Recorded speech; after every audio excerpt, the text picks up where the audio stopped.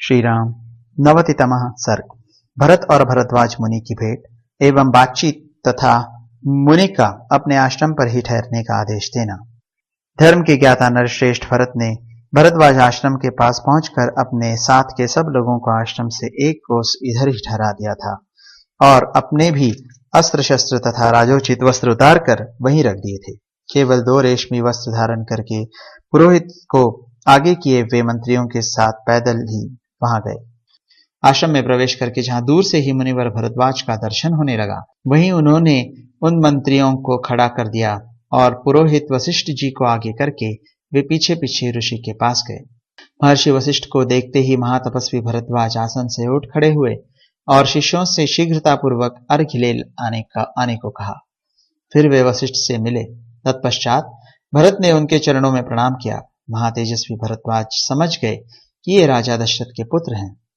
धर्मज्ञ ऋषि ने क्रमशः वशिष्ठ और भरत को अर्घ्य, पाद्य तथा फल आदि निवेदन करके उन दोनों के कुल का कुशल समाचार पूछा।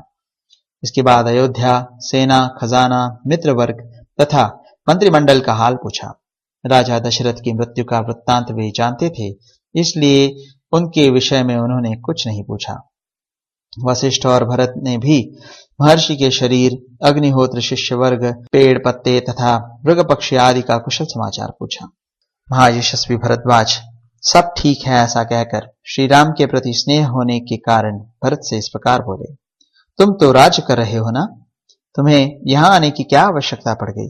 अब यह सब मुझे बताओ, क्योंकि मेरा मन तुम्हारी ओर से शुद्ध नहीं हो रहा है। मेरा विश्वास तुम पर नहीं जमता है। जो शत्रुओं का नाश करने वाला है, जिस आनंद वर्धक पुत्र को कौशल्या ने जन्म दिया है तथा तुम्हारे पिता ने स्त्री के कारण जिस महायशस्वी पुत्र को 14 वर्षों तक वन में रहने की आज्ञा देकर उसे भाई और पत्नी के साथ दीर्घ काल के लिए वन में भेज दिया है, उस निरपराध श्री राम और उसके छोटे भाई लक्ष्मण का तुम अकंटक राज्य भोगने की इच्छा से कोई अनिष्ट तो नहीं करना चाहते हो? भरद्वाज जी के ऐसा कहने पर दुख के कारण भरत की आंखें डबडबा गईं। वे लड़खड़ाती हुई वाणी में उनसे इस प्रकार बोले, भगवान, यदि आप पूज्यपाद महर्षि भी मुझे ऐसा समझते हैं, तब तो मैं हर तरह से मारा गया। यह मैं निश्चित रूप से जानता हूं कि श्री राम के वनवास में मेरी ओर से कोई अपराध नहीं हुआ है, अतः आप मुझसे ऐसी कठोर बातें न कहें। मेरी आड़ लेकर मेरी माता ने जो कुछ कहा या किया है, यह मुझे अभीष्ट नहीं है। मैं इससे संतुष्ट नहीं हूं और न माता की उस बात को स्वीकार ही करता हूं। मैं तो उन पुरुष से श्री राम को प्रसन्न करके अयोध्या में लौटा लाने और उनके चरणों की वंदना करने के लिए ही जा रहा हूं। इसी उद्देश्य से मैं यहां आया हूं। ऐसा समझकर आपको मुझ पर कृपा करनी चाहिए। भगवान, आप मुझे बताइए कि इस समय महाराज श्री राम कहाँ हैं? इसके बाद वशिष्ठ आदि ऋत्विजों ने भी यह प्रार्थना की कि भरत का कोई अपराध नहीं है, आप इन पर प्रसन्न हो। तब भगवान भरद्वाज ने प्रसन्न होकर भरत से कहा, पुरुष से, तुम रघुकुल में उत्पन्न हुए हो। तुम में गुरुजनों की सेवा, इंद्रिय संयम तथा श्रेष्ठ पुरुषों के अनुसरण का भाव होना उचित है। तुम्हारे मन में जो बात है उसे मैं जानता हूं, तथापि मैंने इसलिए पूछा है कि तुम्हारा यह भाव और भी दृढ़ हो जाए तथा तुम्हारी कीर्ति का अधिकाधिक विस्तार हो।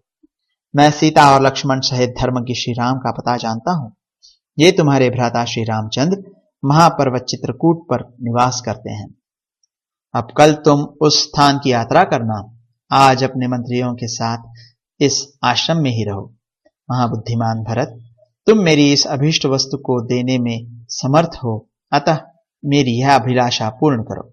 तब जिनके स्वरूप और स्वभाव का परिचय मिल गया था, उन उदार दृष्टि वाले भरत ने तथास्तु कहकर मुनि की आज्ञा शिरोधार्य की तथा उन राजकुमार ने उस समय रात को उस आश्रम में ही निवास करने का विचार किया। इस प्रकार श्री वाल्मीकि निर्मित आर्ष रामायण आदि काव्य के अयोध्या कांड में 90वां सर्ग पूरा हुआ।